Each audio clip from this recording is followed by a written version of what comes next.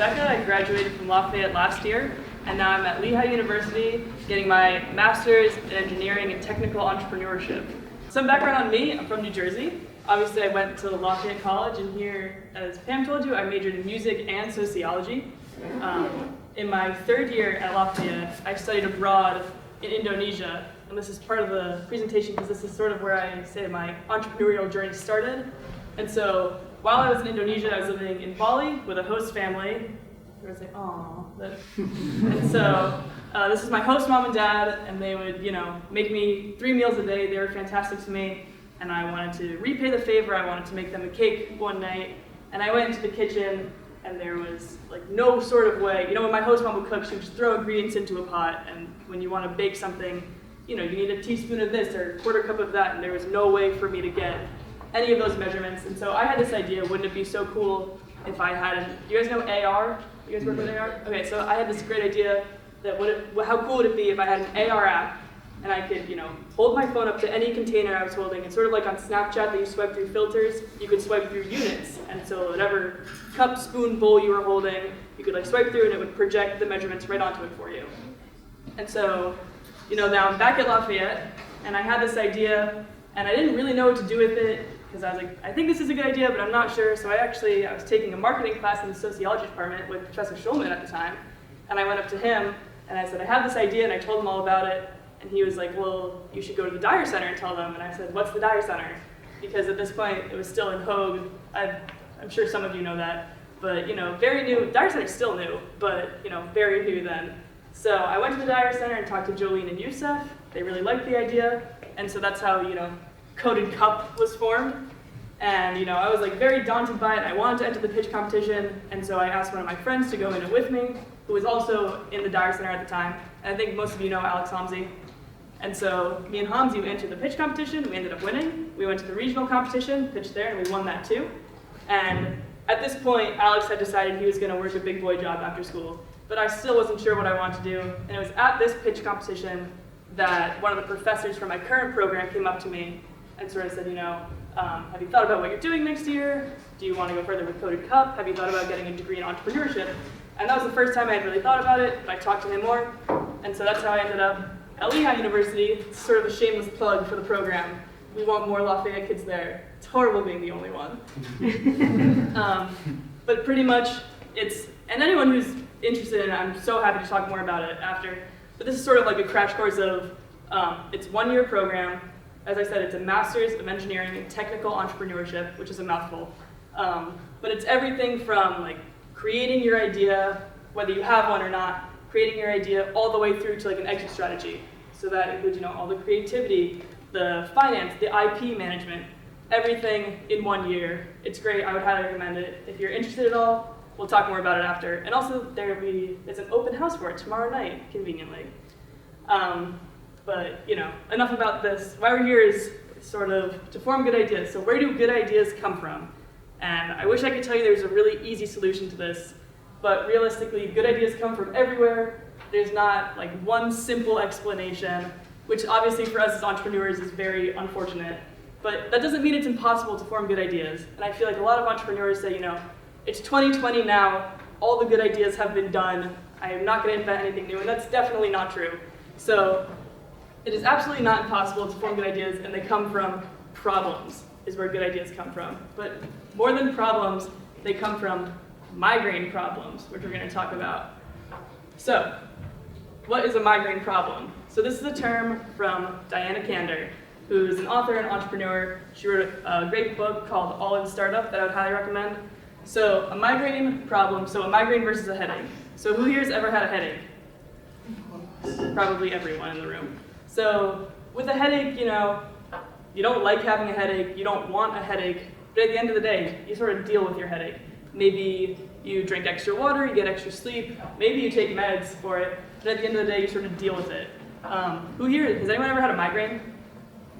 So with a migraine, Jolene, are you being very productive on the days that you have a migraine? Oh, absolutely not. No, absolutely not. So a headache, you're dealing with it, you're probably not skipping class, you're probably going about your day, but a migraine, you're probably getting nothing done. The symptoms of I've personally have never suffered from a migraine, which I'm so thankful for, but the symptom of throwing up. Some people go partially blind when they have a migraine. Like, you are getting nothing done probably. And also, the most important part is you are actively seeking out solutions, and you will pay probably a lot of money for that solution. So relating this to the business world, raise your hand, who has a dog? Who can imagine they have a dog? Great. So this is my dog, Wayland. And so, when I'm walking Wayland and he does his doggy business and you have to clean up after him, you use the bags that you get, the plastic bags, you can get them from anywhere, newspaper, grocery store, whatever. You pick it up, throw it out, it's done, I've already forgotten about it. Do I like doing it? No. Would I love to do more of it? No, but also at the end of the day, I deal with it. I haven't gone out of my way to search out, better solutions to this problem. I haven't done that. It's a headache problem. No one likes it, but you deal with it. But on the other hand, imagine one night your dog or your imaginary dog, he won't eat dinner and then they're throwing up and the next morning they're still really sick.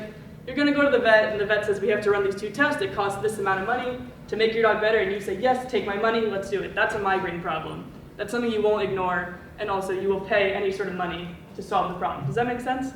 Headache versus migraine? Okay, great. So like I said, good ideas come from solving people's problems, but how can you tell if your problem that you have is a headache or a migraine problem? There's 4 pretty easy questions that you can ask to find out, and they are, so when you're asking people about their problem, you can say, on a scale of 1 to 10, how much does this affect your life? If they say, if they agree that it's a problem, but it's more of like a 2 or a 3, probably not a migraine problem. And then also ask them, what are you currently doing to solve this problem? This is really important because if they don't currently have a solution, it's probably not a real problem. Like going back to like a real headache and migraine, if you ask someone like, what do you do right now to get rid of your headaches? And they say, drink some more water. Like it's probably not a super real problem. Next is how much would you pay to solve this problem? And this is relating back to the business, like, is this realistic for me? Can I pursue this? Will I make money off of this? And then the last one is, what other solutions have you already considered? This relates a lot to number 2, but also it could open you up to, competitors that you didn't even know were in the market. And also I think what's really important is take note that on this list, the question is like, the question of, if you had to invent a solution, what would it be? Because that's your job. That is the job of the entrepreneur. That's not their job. So when you identify these problems, it's so important that you are the one coming up with the solution. I don't know if you guys know, there's like the famous quote from Henry Ford, who helped invent the car. It's like, if I asked people what they actually wanted, they would say a faster horse. No one would have said a car. So it's your job to identify the problems and then make the solutions. So not all great ideas come from migraine problems. Ideas come from, the posters on the wall, the reason that we're all wearing, our specific clothes. It's not because, in other words, if every solution was from a migraine problem, why would there be all different kinds of cell phones? Why would there be, all different kinds of anything? No, they come from a lot of reasons. So we have these things called creativity techniques, and we're gonna do a couple. So the first one we're gonna do 3 today. So first one we're gonna do is called melting pot. So melting pot is one of the examples of that not everything has to be from a migraine problem. We're gonna come up with ideas that are passionate to us. So what we're gonna do on the left side of the paper, your left, on the left side of the paper, I want you to write down what you're majoring in, write down things that you know that you are good at. What you're majoring in, what you're minoring in, maybe just the class that you really love, that you're doing right now. Basically, topics, skills, things that you are good at and you know that you're good at.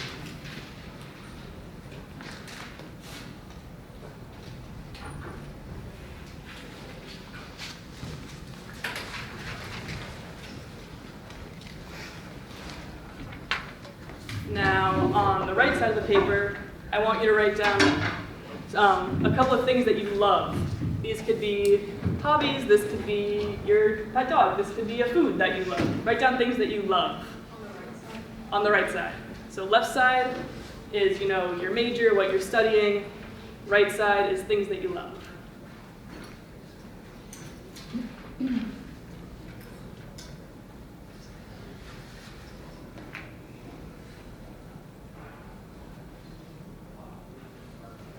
And then when you have a list of 2 or 3 on each side, I want you to write down, these don't have to be migraine problems. They have to be somewhat feasible, but write down ideas that combine the two. So for example, if you wrote down your left side that you're studying econ, and on the right side you wrote that you love to sing, one of your ideas is to say, I'm going to put out an album that teaches recent grads how to budget. And I'd say, I'd buy it. So write down ideas.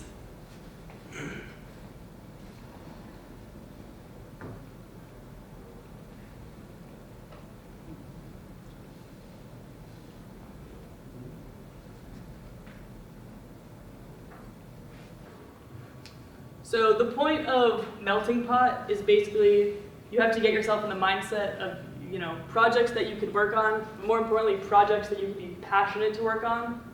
So you want to be motivated to work on these projects. You don't want to settle for something that you do not like. And also it's just opening your mind more to creativity.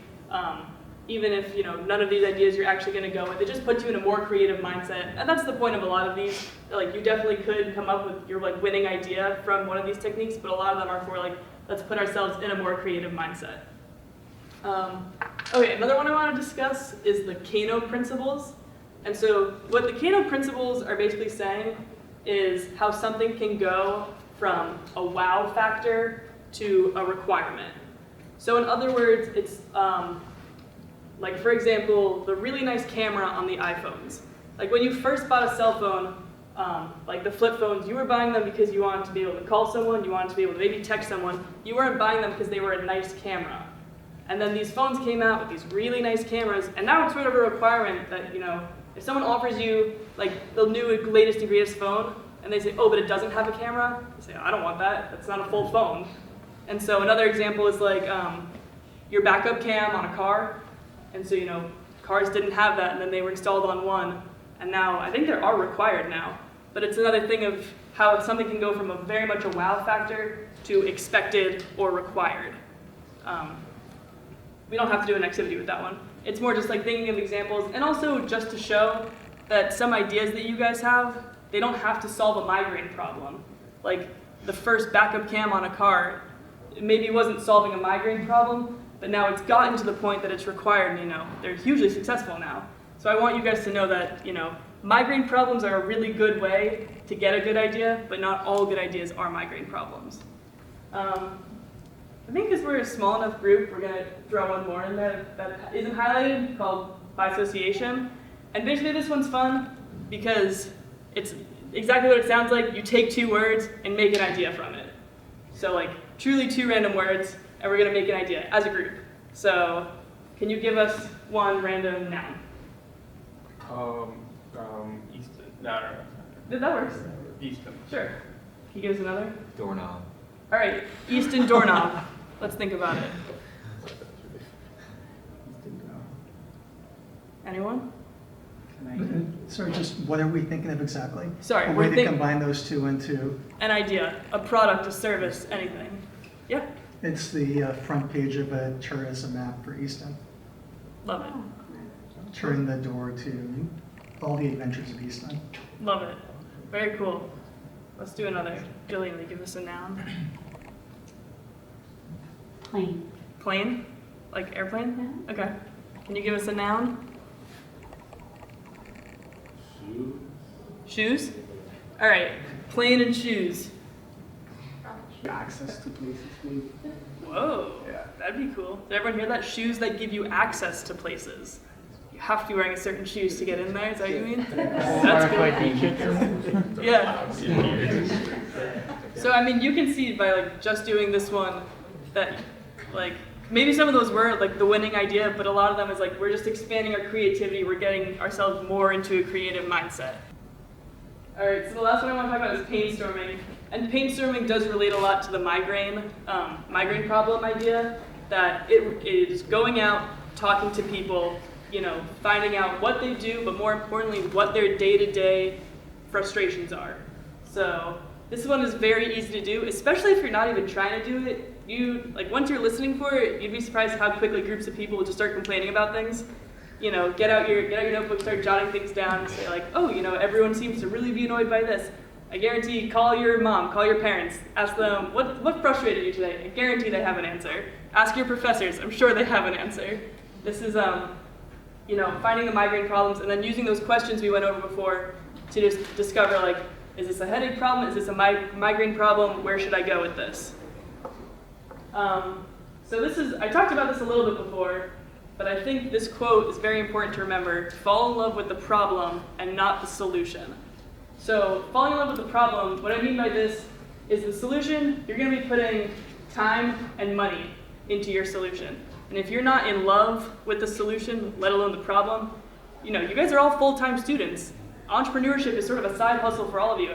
After a long day of class, you're going to have to work on this. You're going to have to get up early and work on this. If you don't love what you're doing, even if it's the best idea in the world, you're not going to want to do it, I promise you. An example of this is in the program that I'm in right now. We start in the summer, and one of the very first assignments we get is come up with 100 ideas. And it's horrible. But, I was talking to everyone I knew, and asking about their frustrations, not asking them to give me ideas, but I would come up with the ideas, asking them, what are your day-to-day frustrations? And that was a really easy way to generate ideas. And I was talking to a couple of my friends who just graduated Lafayette. They were chemical engineers. They work as chemical engineers now. And one of them was saying that she works in a lab, works with a bunch of different chemicals throughout the day, and it's, at the end of the day, she has to wash all her beakers and test tubes and whatever she works with, and it's a huge pain because, they're chemicals. Some react with each other, some react with water, so she has to wash them all one by one, and she can't just throw them all in the sink and get it done quickly because she has to be really careful. And, I was thinking, wouldn't it be so cool if she had an app that throughout the day she could log all the chemicals she was using. At the end of the day, it would generate, wash this batch together, wash this batch together, make it really quick for her. And the way she was talking about it was like everyone in her company could benefit from that. And I had to step back and say, at the end of the day, I'm not a chemical engineer. I don't want to do this research. I don't want to, get up early. I don't want to stay after class and be looking at a periodic table and finding out all this stuff. So you have to fall in love with the problem and not the solution for that reason, and also because I guarantee if you haven't already experienced this, your first solution is not going to be your final solution. You're gonna have to pivot at some point, and if you are so attached to your solution and you can't let it go, it's not gonna work out, and you have to learn to pivot, or you're gonna give yourself a migraine. So what I mean by fall in love with the problem is when people start, telling you about their frustrations, like with the chemical engineering example. So it's like, I couldn't get passionate about chemical engineering. And so I couldn't fall in love with working on that problem, is what I mean. And so, when I was doing this, I went into the music department, and I asked a lot of musicians what their frustrations are, because music is something that I have fallen in love with. I could be passionate to work on that every day. So that's what I mean. Fall in love with fall in love with trying to solve your problem. Does that make sense? So another thing I want to touch on is how to talk about your idea. And I mean this in two different ways. So the first way is when you're actually gathering data and trying to form your idea.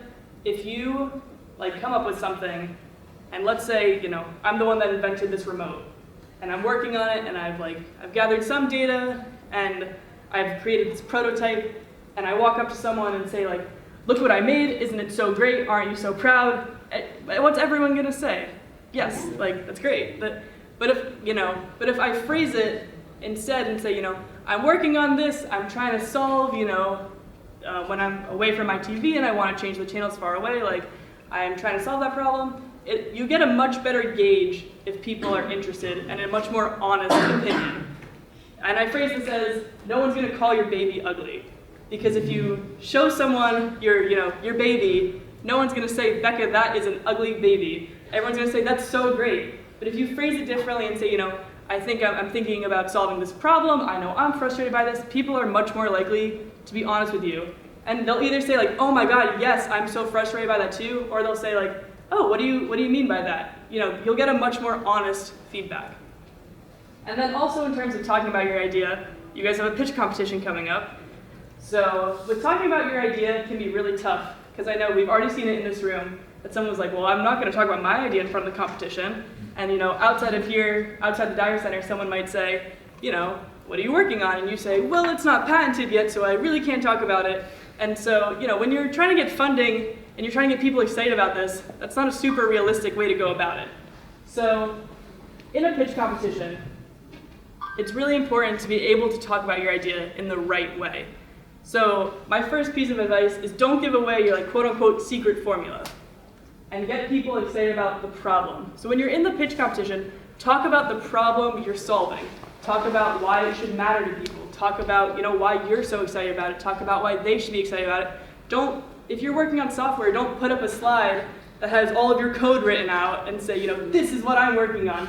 People will trust you that you're working on it. Get people excited about the problem. Not necessarily, of course, your solution also, but you have to figure out how to talk about your idea without giving away too much. And that's also something to think about with IP laws. There are certain laws that once you publicly disclose something, you only have X amount of time if you want to patent it, and especially if you want to patent it internationally. I mean, I'm sure Pam and Jolene have another talk set up about IP management stuff for you guys. So an Inventors Notebook has publisher page numbers, so every page is numbered by the publisher. And an Inventors Notebook is important because it's a legal notebook. And so, you carry this around with you, and I've filled mine up with your ideas. And the point of this is that, there can be a lot of IP law. There's a lot of IP laws when it comes to entrepreneurship. You have to be careful with a lot of stuff. And this is something that will hold up in court if there are two entrepreneurs saying, I invented this, no, I invented this. You truly can pull out your inventor's notebook, show the date, and say, no, I worked on this date. So the exact point of this is carry it around with you all the time, jot in it all the time, write all your ideas down. Everyone should have an inventor's notebook. There's a lot of rules, I call them gold standards. It's basically you have to sign and date every page that you work on. You can't go back and edit past entries, or else the whole thing is void. But yeah, there's a lot of rules with it. But if you follow them, it's definitely a helpful tool. Everyone should get an Inventor's Notebook. Convince Pam and Jolene to order you all Inventor's Notebooks. But yeah, so I mean, if anything, if you're struggling with an idea and you're trying to come up with something, if you remember anything from this talk, you just have to remember you have to get out and talk to people. Whether it's a headache problem, a migraine problem, or none of the above, you have to get out and talk to people. That is the only one set rule of being an entrepreneur. So talk to people, make sure you fall in love with the problem, not the solution that you're working on. And also remember the difference between a headache and a migraine. But thank you guys so much.